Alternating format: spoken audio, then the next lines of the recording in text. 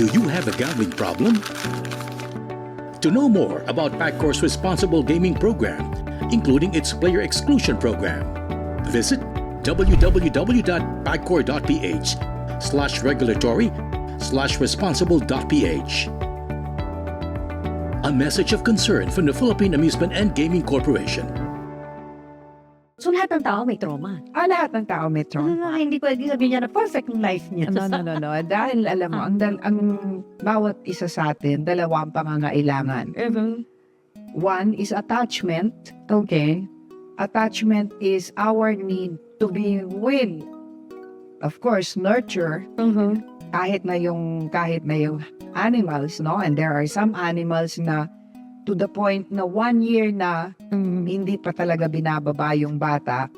Tulad for instance sa kangaroo. Ang kangaroo, bakit may pocket? Para dun sa joey. Okay. Kasi yung joey, pagka less than 1 year old, hindi pinabababa yun. Kahit na yung apes, hindi pala nila pinabababa ang baby nila. For the longest time, ganyan. In fact, there are some tribes sa mga, like in Canada, we have some locals na hindi iniiwan yung bata. Pagka bagong panganak, pasa-pasa yun. Pasa-pasa. Kung hindi madadala ng ina, ibibigay sa ama. Kung yung ama, ibibigay sa kapatid, gano'n. Pero hindi pwedeng iwanan sa baba. That is connection. That is attachment. Because without attachment, we will not survive. So, Okay. likas yan. Yan, By likas nature, yan. kailangan natin By yan. nature. Okay. Another one is authenticity. Tunay mong pagkatao. That is, yun na nga yung tinatawag na we are created in the image of God, no? Kailangan, yung tunay mong pagkatao, ikaw yun. Dapat hindi mawala. Okay? Ngayon, habang nabubuhay tayo, yung dalawang yan, yung baby, pag pinanganak, okay, whether by cesarean section or by natural birth. Separate sa nanay. So, hindi pa rin siya totally separated. Okay. Where does the separation, where does the trauma come in? Where? In the cutting of the umbilical cord. So, lahat tayo, may trauma. Dumaan doon. May trauma ako. Oo. Because nagkaroon tayo noon. But it's okay. Kasi we continue to attach the baby to yan. But later on, mag-uumpisang mabuhay din naman ang sarili yung nanay without the baby. Kasi buhay din ako. Sabi mo nga doon sa anak mo.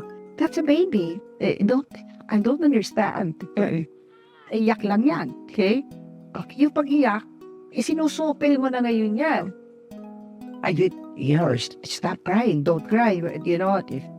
And then there are some parents na nasasabihan yung bata na good children don't cry, or good children, you know, they don't throw tantrum. Oo, kasi doon pag umiiyak ang baby, ang tendency ng mga nag-aalaga sa kanya, di ba? Papatahanin agad. Wag.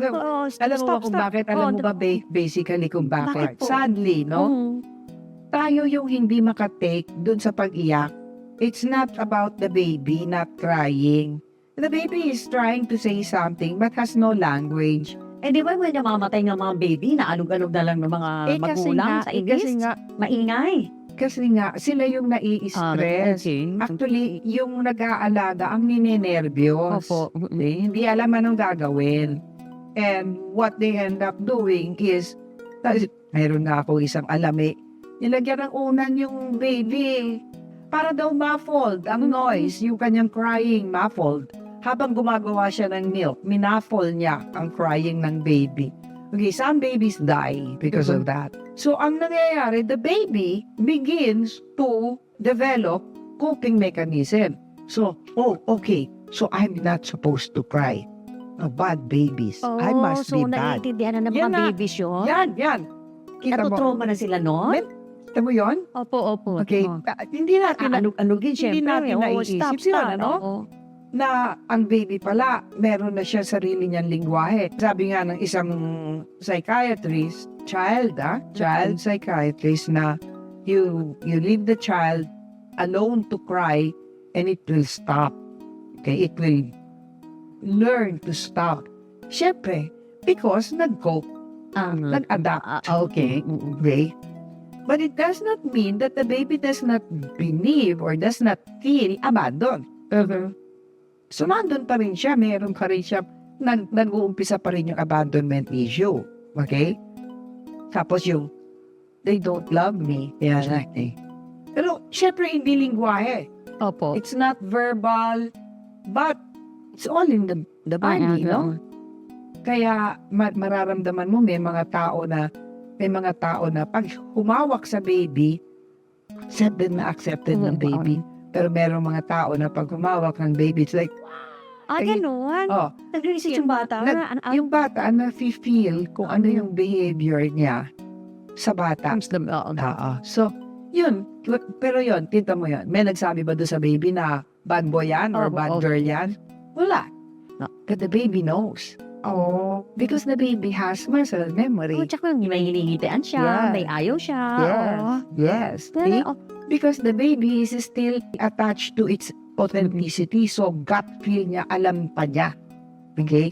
And that's the reason why it's very important to have that authentic self. And we will nurture that. We should nurture that in our baby. Bakit mahalaga, Doc, na alam namin, naiintindihan namin na, kahit mga nagretiro na, matatanda na maintindihan pa rin anong ibig sabihin itong trauma. The reason why we are now learning so much more about it is, katulad nga yung, balikan natin yung pandemic, marami niya ngayon yung mga manifestation na yan na nangyayari sa pamilya natin na, hindi ko akalain na ganyan na pala yan. You know what happened? I didn't realize that he was so sad. I didn't realize na nagaganyan na pala yan, naninigarilyo na pala yan, or nagiinom na pala yan. Yun, marami tayong hindi na-realize na ngayon, because of the pandemic, we got confronted with the truth. And because this is now happening in front of us, okay, we can no longer deny it. Okay, we have to attend to it. So that's where it is important to understand na nagkaroon ito ng trauma ni hindi ko alam, ni hindi ko man lamang namalayan. Because ang bata, yun na nga, dahil bata pa siya, iniiwan na natin, no? I will not tell my mom because my mom is so busy, because my mom is too busy for me. Maraming ganyan. Tsaka nagigilty na nga yung mga magulang pag narinig nila. Pero Uy, ganun pa na ako, ganun pa na. Pero hindi nga natin alam. Hindi pa na alam na pag may na rin sila.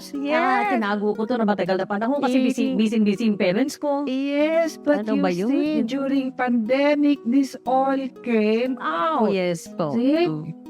Na nangyayari, ba't hindi mo sa akin sinabi? Tahimik lang yung bata. Dapat sinabi mo sa akin agad yan. Okay, yan ang maganda sana, ha? Paano naman yung, nangyari yan?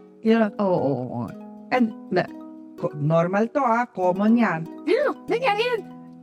Ba't di mo sabi sinabi? Diba? Naku, very interesting sa mga susunod na episode natin. Nagagamot nga ba yung trauma? At syempre, ugatin din natin ano nga ba yung mga manifestation yan? Antabayanan po sa mga susunod na episode ng counseling segment natin with Dr. Alice Labao, ang ating psychotherapist. Doctor, anong gusto mong iwanan sa ating mga kababayan sa loob at labas ng ating bansa? Ang akin lamang na masasabi, if there is anything that ikaw mismo, Susan, ikaw mismo, hindi na kailangan makita ng iba pa. Ikaw mismo, if there is something that is parang repetitive sa buhay mo, no? Parang paulit-ulit kaya ito. Parang, bakit ganon? Parang, hindi ko yata maintindihan. Paulit-ulit itong nangyayari sa akin. Paulit-ulit akong naloloko. Paulit-ulit akong nangungupit. Paulit-ulit akong nagsisinungaling. Meron eh. Yun ang tinatawag na repetitive, no? Yung pagtanong mo ng bakit, enigmatic yun eh. Kasi hindi mo nga maintindihan. That is already a sign na meron tayong dapat alamin tungkol sa ating nakaraan. May nangyari. Whether we remember it or not, okay, is important. It is not always remembered. It's not always clear. So when that happens, humingi tayong tulong. Yan, kaya talagang ini-encourage na po ang ating mga kababayan, ang lahat ng tao saan man sa mundo na seek professional help. Yes, magsabi tayo. Yeah, thank you very much. Mga kaibigan, ang ating 3-in-1 kung tawagin nga namin, psychologist, psychiatrist, psychotherapist, walang iba si Dr. Alice Labaw ng Compassionate Assistance for Resistant Experiences. Ito po ang inyong counseling sa pamamagitan ng inyong Bantay OCW Foundation dito sa Bantay OCW Program para sa Inquirer.net at OFNmedia.net. Ako po si Susan K.